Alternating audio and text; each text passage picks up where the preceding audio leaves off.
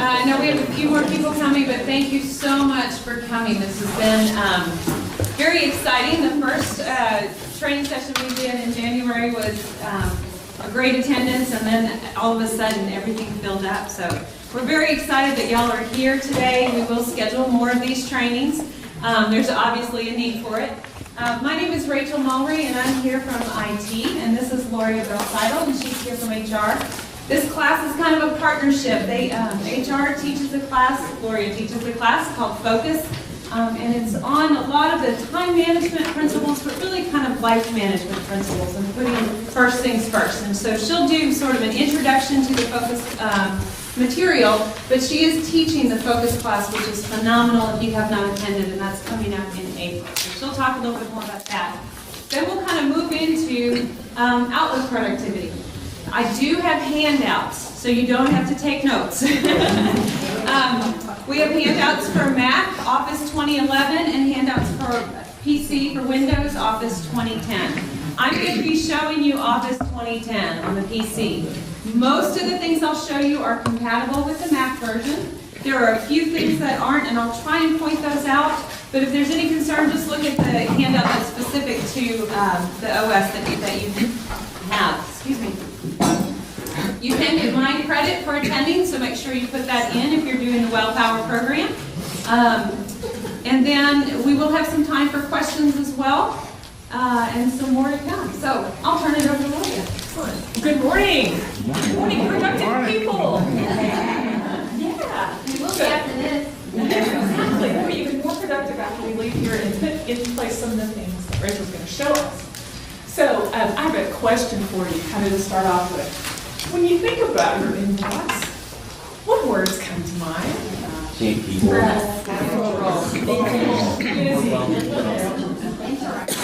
Interruptions. Don't open.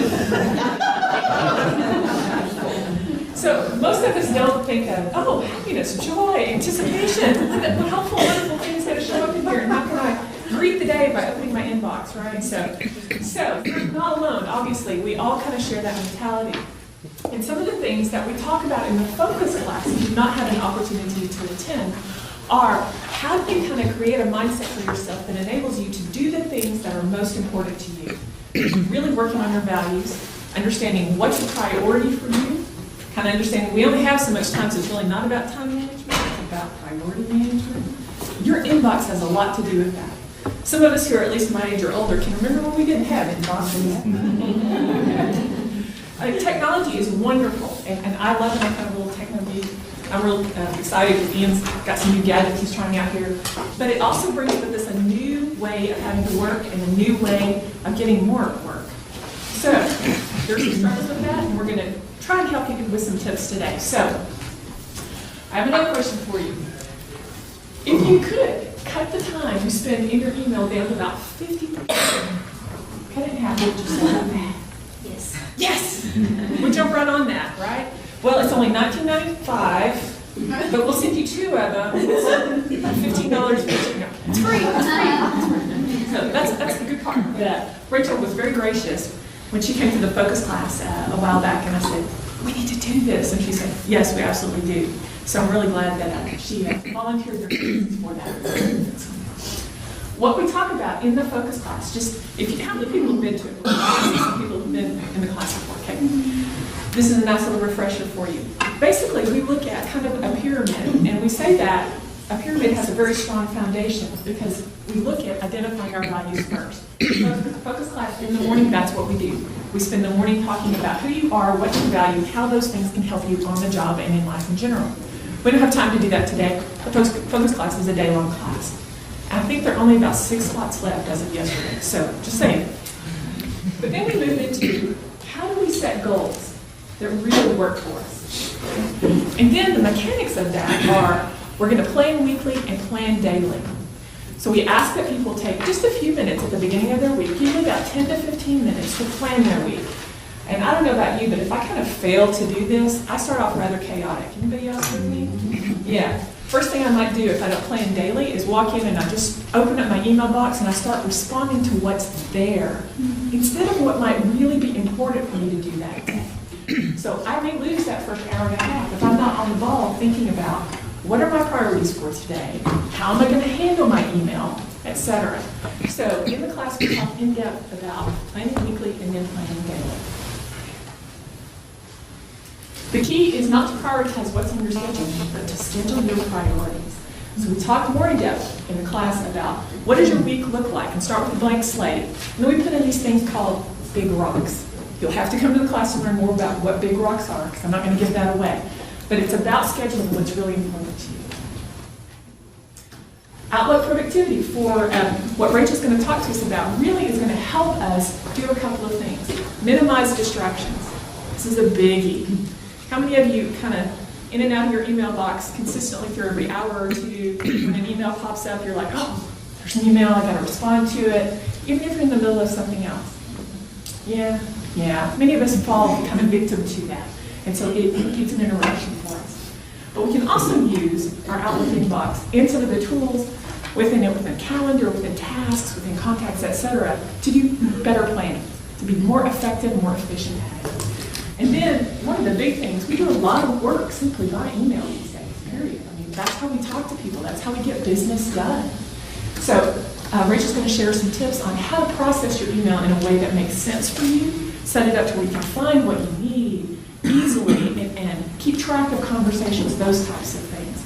So she's going to give you all the nitty-gritty tips of the trade, if you will, about Outlook. If you want more about kind of the in-depth of how do you come about this, how do you approach it from a big perspective, I'd encourage you to sign up for the focus class. Okay. I will turn it over to Rachel. All right, so I've seen two stats. One said that about every 15 minutes there's a disruption. So another one that said about 8 minutes, and I kind of agree with the latter. Especially in my role in the support, the help desk and the field support, there's constant interruptions, constant distractions, right?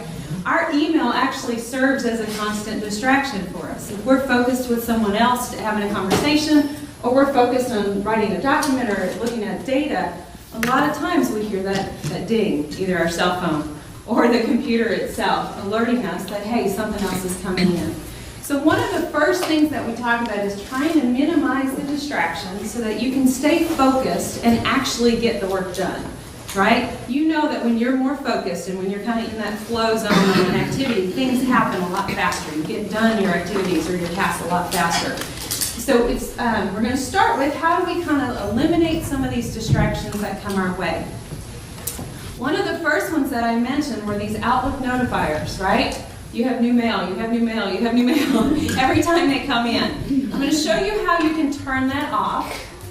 And then everybody usually goes, right?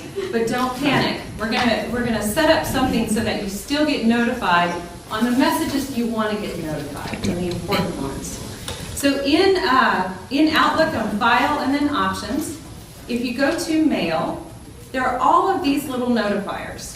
I would say start with turning them all off. All right? Now, the next question is, okay, well, what happens when it's that urgent message that I really do need to see? Or what happens when it's my boss and I really need that message? I need to respond quickly. We're going to set up a rule that will actually do the alert just for that specific instance. So it's not going to alert you every time a message comes in. All right? Rules are very, very powerful and customizable. So you go up here to Rules. We're going to create a rule. And is Garrick here? Garrick is not. Glenn, you have your phone? Mm-hmm. You're going to be my guinea pig here.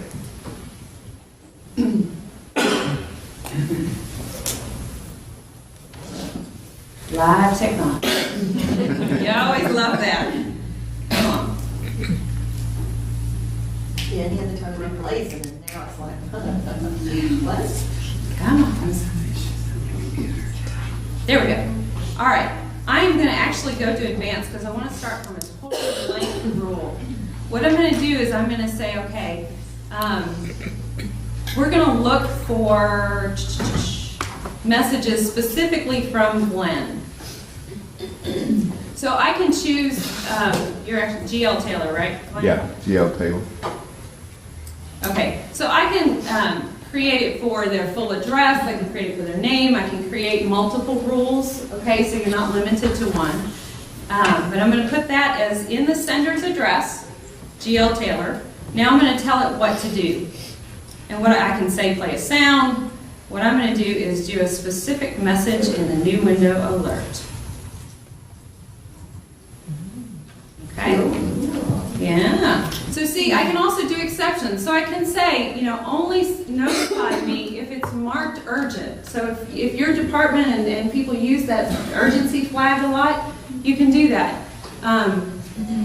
If it's only sent to me. So I don't want to see messages pop up on emails where I'm just copied, right? But if it's sent directly to me, then I want to be notified. So you can control all of that. I'm going to go ahead and click next and finish.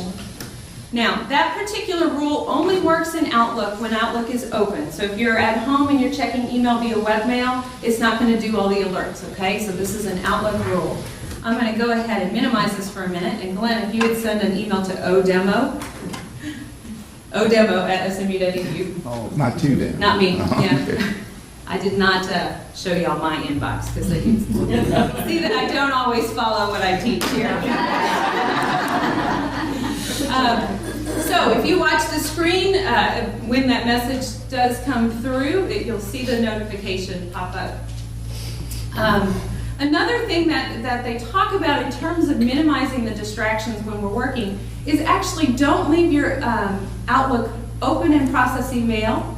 Minimize it like I have here, obviously, so the alerts will still work, but don't have it open all day long. Set aside certain times in your day that you process mail. Now that's kind of a scary thing. I don't do that. But by doing that, you can really focus your attention on something else. I've heard of people putting in the footer of their messages, I process mail between 10 and 11, 12 and 2, or, certain hours. If this is urgent, please give me a call so that people know. So it's setting those boundaries for yourself. Did you send it, Glenn? Yeah, it should have went ODEMO@smu.edu. Yeah. Should have gone out. Okay. It didn't work.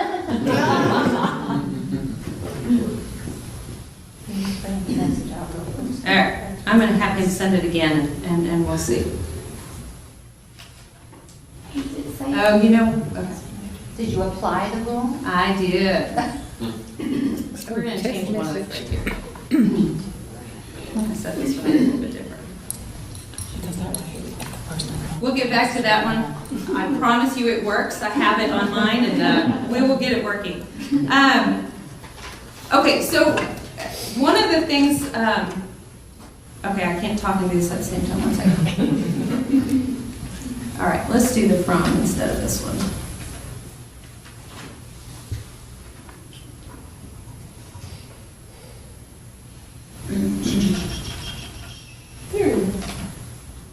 I feel myself being very rushed. Hate when that doesn't work. All right, we're going to try it again. Glenn will send a message in a moment. One of the other suggestions is when you're registering on online websites, Amazon and Ann Taylor, Target, whatever, that you use a personal address, a Gmail address, a Hotmail address, something just to keep it separate from your work email. So those all come in, you're not seeing them, it's not messing up your work email. I personally don't want to have another account that I have to go check and remember, right? So there's other ways that you can control and get those out of your inbox and read them when you want to. And again, we're going to go from rules. So you'll see I have one from Target. There's the alert. See, it works. So it does work. And then I can just click on it and get right to that message again.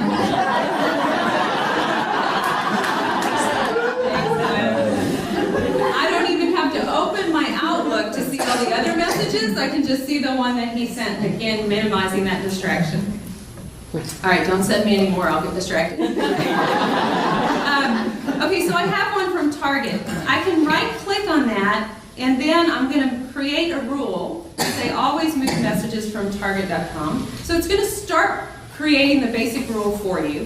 What I'm going to do is create a folder. There's one here. I'm actually going to create a new one. And this will be vendors, whatever. And I'm going to say, okay, anything from Target, automatically go ahead and route it to this vendor folder. And you'll see it went ahead and moved it. So that can help you control what you're seeing in your inbox. If I still want to go look at that occasionally and find out what coupons are available and what specials are great, I can do that on my own time when I decide. So it's not interrupting me at that moment. RSS feeds. How many of you know about RSS feeds? Yeah, a couple people.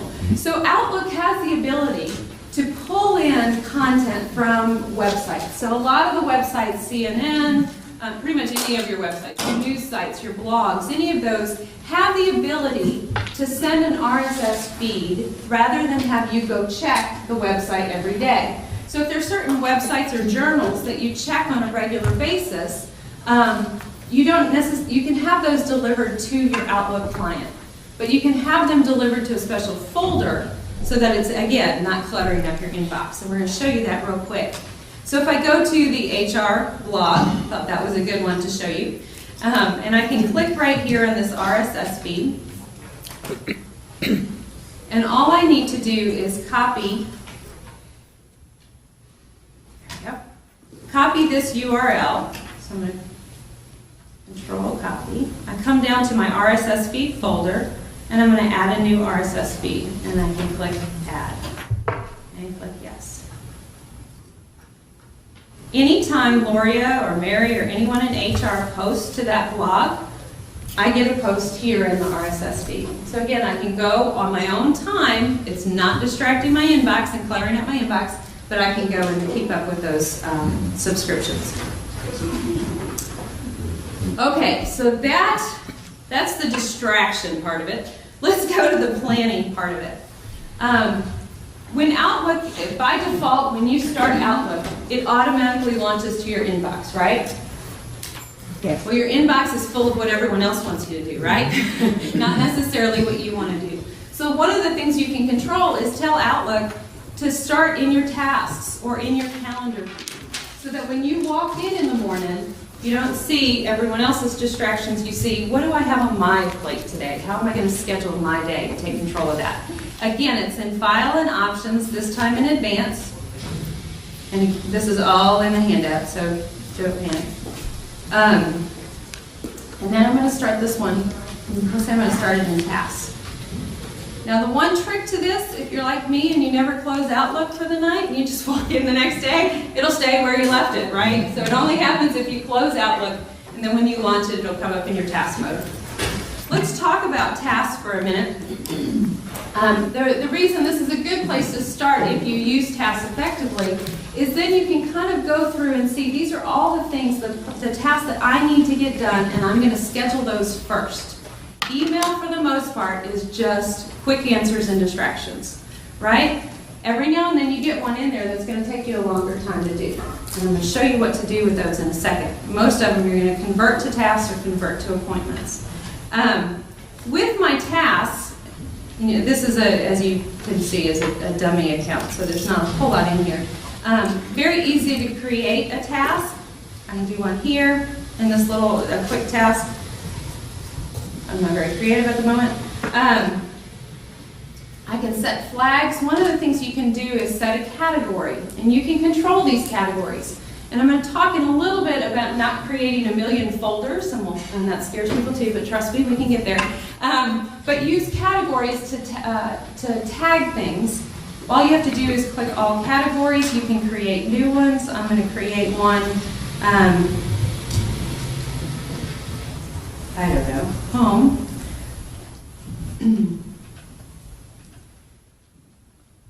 And then I can categorize these tasks. I can categorize email, I can categorize appointments, I can categorize tasks. So then I can search based on that category. So if I want to say, okay, show me everything related to project, show me everything in the personal category, show me everything in the team category, I can do that very quickly.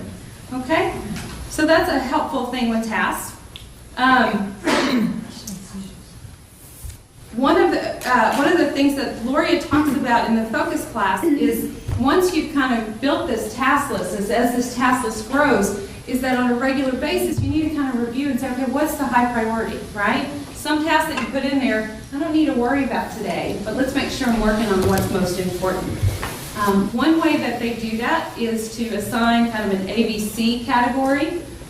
If you're familiar with the 7 Habits class, Covey also teaches the quadrants, the 1, 2, 3, 4, right? You can pick whatever type of structure you want to identify. I need to do this now, I need to do this in a week, and I need to do this later, right? Whatever works for you. What you can do is add a field to your task to help you do that. So you go into, right-click on that title bar and go into View Settings. I'm going to add a custom column. So I'm going to create a new column. I'm going to call it ABC. I already called that. We're going to call it A, B, C, D. You'll see I now have that field. I'm going to move it up to the top. And, let's say, I don't really care about the icon. I can control what columns are displayed in my Outlook. So if something's kind of mucking up the view and you don't want to see it there, you can control that. You can change that. So I'm going to click OK. You'll notice I have a new column here. So then I can go through these tasks. And I did that in the to-do. So just to show you one more time.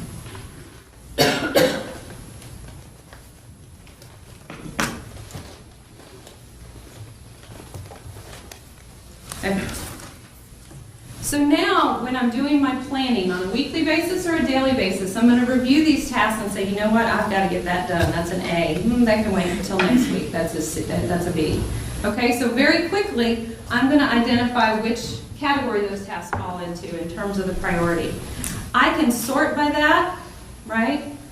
So then I can plan accordingly. I said, I'm only going to look at A tasks today. I got to make sure I take care of my A's, right? You have a question? Yeah, so tasks are now also synced to the reminders thing in the iPhone, the reminders app in the iPhone. If you have Very cool. So do you know if those are if that priority list would sync? Probably not. That is something on the Mac client, you cannot add this special field. Oh. Yeah, so if you're on the Windows client, this is one of those compatibility issues. So I would venture to say that wouldn't sync for your iPhone that way. Good question though. The other cool thing, if I go into calendar view now, Outlook allows you to display the tasks underneath that. So I can view, okay, what meetings do I have today? What tasks do I have that are due today or coming up this week? Then I can simply drag and drop, ooh, I better schedule some time on my calendar for that task. Okay? Drag and drop's a big thing, and we're going to show a few things here with that. This is, again, one of those compatibility issues on the Mac. So if you're on a Mac, unfortunately, the drag and drop stuff that I'm about to show you doesn't work. So let's start from mail. I'm going to take this message and let's do this one. Let's say this needs some additional follow-up. This is going to take me an hour to solve, right? So I'm not going to answer it right now. I'm going to simply drag it to my calendar. I'm going to do that on Monday. I can enter details, I can do reminders, whatever. I'm going to save and close.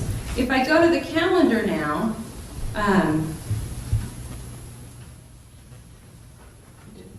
did I do it on it? You did on the 12th. Okay.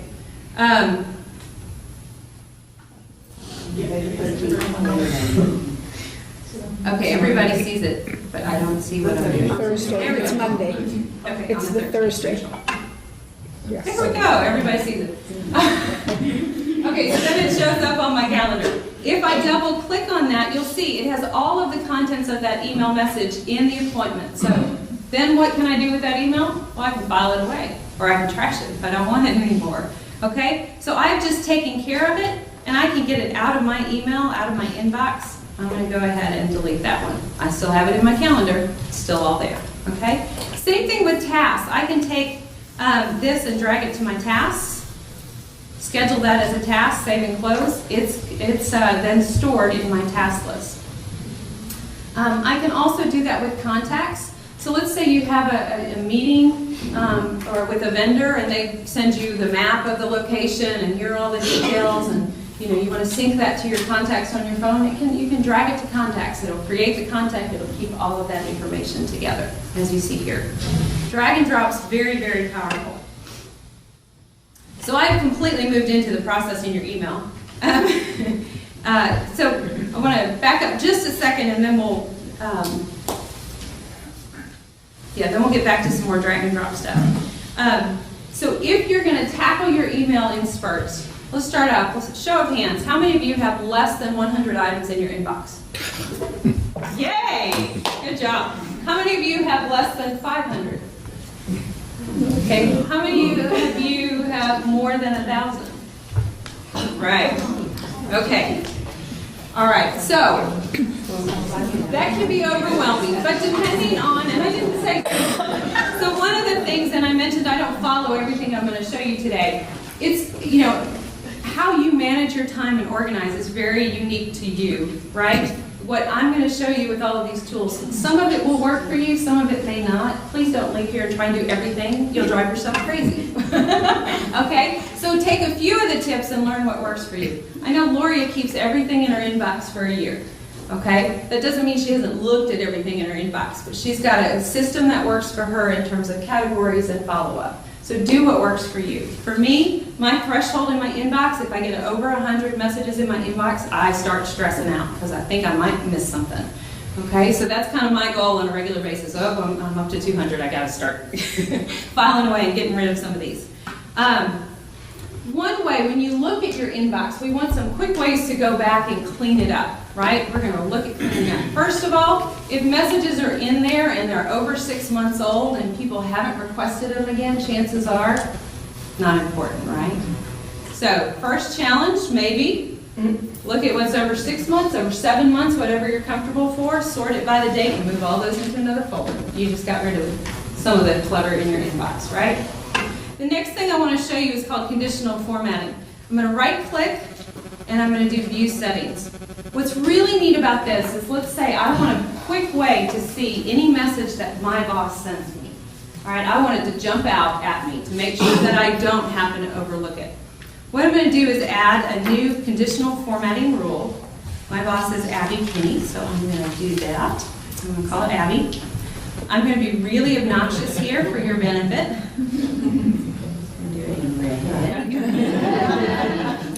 And then I set my conditions. So I'm going to say when it's from Abby Kinney. Wow. Cool, right? Love that feedback. So, and I do this one. I don't do this obnoxious font, but all of Abby's messages come in red every single time, and hers pops up. So you can certainly do this. Again, you have that granularity of I'm going to choose different fonts, I'm going to choose the different criteria. Don't go overboard with this or it all just looks, it will just look cluttered again. But for a couple of things, it really is very helpful. Conversation view is another one. What this allows you to do, some people hate this and some people love this. I can't stand it, but I use it occasionally. So what it does, if I show these messages in conversations, it's going to group all messages that are in the same thread together. Very helpful. I use it most when I'm, if there's a lot of flurry of activity on something, or if I got copied on something that, everybody's responding to and things are going crazy. Or if I've been out of the office for a couple days and I need to come back. It's very difficult sometimes to make sure that you're following the whole thread, right, if you don't group them together. That's where I find this most helpful. So you group them together, you can see the top message is going to be the most recent. So then you can follow the trail. So you're not responding to a message that someone else has already responded to and answered. Okay? The beauty of it, too, is that I can act on this top message. I can delete it, or I'm going to drag it over here to information. It just moved all of those messages. So in one fell swoop, I don't have to move every single one and go process every single one, but it moved it or deleted it, right? The other option that you have with conversations that be very careful with, you can ignore conversations. So the situation where I said a moment ago, if you got copied on an email that you had no business being copied on, it was a mistake, and then everybody's responding, you're like, please stop. you can click ignore on that conversation. It will route all future messages with that subject line to the deleted items. Use it carefully, all right? Use it carefully. But it is helpful, again, to just get out of those conversation threads that you don't need to be in. I have a question. Yes? If it's coming from like a listserv, like say with an organization that's a listserv and you do conversations, can you ignore just certain conversations, or is it going to ignore the entire listserv anytime they come? It groups them by the subject line. So as long as that subject line doesn't change, with the exception of the prefix, the RE or the forward or that kind of prefix. So if the subject line remains the same, it's going to consider that part of the thread. And it'll pull not only your email from your inbox, but it can pull your sent items, it can pull anything that you've stored, so you can have one global view of, this was the conversation, show me all activity that happened on that conversation. So very helpful in some situations. And some people leave it on all the time, and then that's how they process. That's fine, but it's a helpful tool. That's a That seemed to be what, when you go into webmail, it groups it that way. You Is that can a turn that default? off. You Yes, can? by default it does that, but you can turn that off in webmail. Oh, okay. Simply right-click and follow that, or call us and we'll help you. But you can turn that off if you don't like that. Yes. Quick question. The rules, are they email box specific? So if you make a rule and you only want it to apply to one email box, is that how it works, or does it automatically affect all of them? So like if you have a boss who's responding to emails in a general email box, and you don't really need to be alerted to those and you want to Yes. ignore those. But then you want, if your boss is emailing you directly in your own personal one, could You can, absolutely. So the rules have a lot of granularity, so you can have very multi-layered rules. With the different departmental email boxes, and I know y'all have a ton, depending on how it's configured and how it's reflecting, you may have to kind of tweak those rules a good bit. But yes, it's certainly possible to say, okay, only, if it's sent from this account or sent to, under these parameters, notify me that. It's definitely possible. Are the rules exportable? Are you able to export them to put them onto a laptop or? Yes, yes, absolutely. Won't go into that here, call us, we'll help you. But absolutely, you can export those. And some rules are stored on the server, and so they'll work even in webmail, and some are just on Outlook, and so they only work in Outlook. And when you create the rule, it'll tell you, this is an Outlook-only rule, okay, or a server rule. Good questions. So another thing that we wasted a lot of time on, that you may kind of gasp when I say this, but you only really kind of need 4 folders, maybe 5. See? How many of you have like tons and tons and tons of folders? Okay, so in years ago, yes, we kind of needed that structure. What I'm going to challenge you is that we spend so much time saying, okay, where does this go? And I'm going to follow it down and move it around. We spend so much time trying to categorize these or put these in the right folders. And then every now and then you're going to have that message, well, I had a folder set up for this project. This message pertains to 2 different projects and this one message, and where do I put it and how do I find it? Okay, so that's where the folder limitation comes up. So my challenge to you is that's where the categories can be your friends. So a message can only live in one folder. It can have as many categories as you want. So if you have a message that relates to project A, but it also relates to project B, tag it, project A and project B. When you do your search on categories, which I'll show you in a minute, it'll come up without either criteria. Then you can move it into one folder. What Microsoft kind of recommends, and the challenge is really kind of 4 or 5 folders. So one is just informational, kind of reading only. One is kind of your subscriptions, right? So you can just route all of that. A personal one, I always have a personal one, a work one. Everything just goes into the work one for me. The SMU. I have a folder called SMU. I have a couple of more, so I will tell you, I do have probably 7 or 8 folders. I have one, Marilyn, our wonderful cell phone coordinator, Marilyn has her own folder. So I have all the phone stuff going into one, separate from some of my other emails. One of the benefits of that, so I'm going to show you the searching, and then we'll talk about quick steps and why the limited folder structure can help. So Outlook has really improved its searching capabilities tremendously. So So if I'm in my inbox and I click on that search field, I get a whole search ribbon up at the top with different tools and criteria. You'll see I want to search for Abby. I want to see something that has a criteria, or the subject is recycling. Okay, you see it's very quick. So quicker than you can drill down to find that folder that you think it was in, right? It's very, very quick and powerful. This is just looking in the current folder. I can quickly expand that, look in all Outlook items and show me anything, okay? Use the search. I can say, all right, it has a category of planning, and it was sent to, it was this week, it was, so just clicking buttons is going to refine my search very quickly and easily so that you don't need to rely on this folder structure, okay? Search all All right. Quick steps. If you have not used them, these are going to be your friends. How many of you have used this quick step? How many of you have just never even noticed it was there? Love quick steps. All right. So I mentioned that, well, let's show you what they are. Outlook automatically provides you a few of them. So I'm going to right click and say edit. One of the ones they all include you is to manager, but it's not configured. So you can modify this and say, okay, my manager, forward this to Abby Kinney. I'm going to start from a blank one though and show you what you can do. I'm going to create a new rule. I'm going to name this task.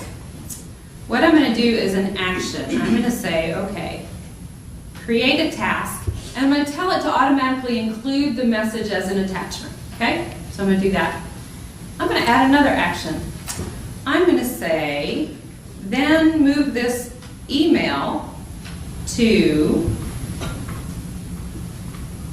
my information folder. Then maybe I want to do one more thing, and I'm going to categorize the message, and I want all of this to be planning. Okay? I can do a keyboard shortcut too if I want, if you're a keyboard person. Okay, so what that allows me to do is create kind of these one-click, quick steps that will do everything you want to that message, right? So on this one from Glenn, I'm going to click my task rule. You'll see it categorized it as planning. It created the task for me. It has the message as an attachment. I can then set my due date, save and close. Boom, his message is gone. It's not gone, it's moved in there. Okay? But I just very quickly process that email. You want to see another one? You do the same with calendar. You can do, there's so many different ways to do this. So, I said I had a Maryland rule. I do, it's called phone. So I say, if I click on this, move it to a folder, I have my phone folder, I can then, again, categorize it. I can forward it to someone. I can create a new meeting from that. I can create a meeting with attachment. There's so many things you can do. You see it? So you can create all these different levels. That will help you get through your mail very quickly and convert these things. All right? So let's, one trick that I need to show you. So this particular email has an attachment. I mentioned you can just drag and drop, right? I'm going to drag that to my calendar. By default, if you don't use the quick steps, it loses the attachment that was on that email. Okay, so just be aware of that, but you can add it back in. So if I come up to Insert, Outlook Item, I find that email. There it is. I click OK, and then I have the attachment. So just be aware of that before you start moving everything around, that the attachment doesn't always automatically come through. All right. So let's talk about how to go through, once you kind of cleaned up your inbox a little bit, let's talk about how a process for processing mail. Okay, it's called the 4 Ds. Delete it. Yes, Glenn? By adding that attachment into your calendar, did that also increase the amount of mailbox space you're using? Good question. Yes, but it's very minimal. Well, I mean, if that attachment was huge, yeah. Okay. Yeah, it would. Like if you get a lump of pictures, photos. Good question, yes. Yes, it absolutely would. Now, we've increased your...